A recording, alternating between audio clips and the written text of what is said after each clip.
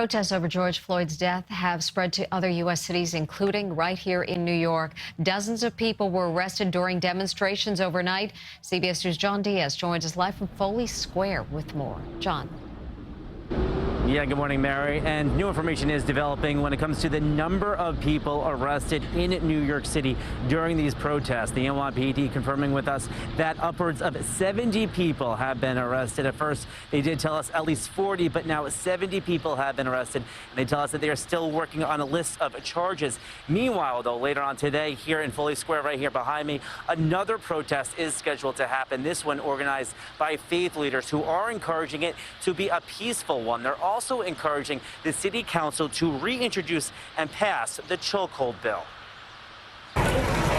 Protesters took to Union Square Thursday, marching to City Hall, shutting down traffic in Lower Manhattan.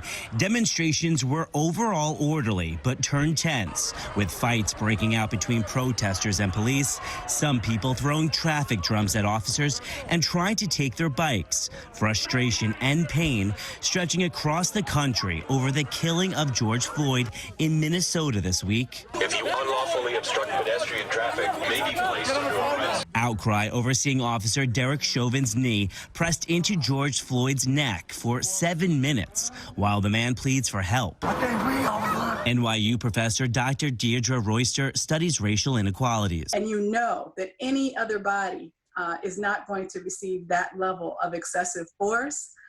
You know that we've hit a breaking point. Among those demanding justice in Minneapolis, the mother of Eric Gardner, who died in 2014 after an NYPD officer put him in a chokehold during an arrest. This is just opening up an old wound, pouring salt into it. This NYPD detective took to social media, saying those Minneapolis police officers have brought shame to the uniform. Me and every good cop in the department are different from that heinous act. We take an oath to serve and protect. I would like to say that that officer failed on both aspects. And because he has failed, he is not my friend, he is not my brother, but he is my enemy. Now, those are some pretty strong words spoken there by that NYPD detective. Also, the NYPD commissioner saying the actions of these 4 police officers are deeply disturbing. Meanwhile, the commissioner of Minneapolis, also, he has apologized for the actions of these 4 officers who have since been fired. We're live this morning from Foley Square. John Diaz, CBS 2 News.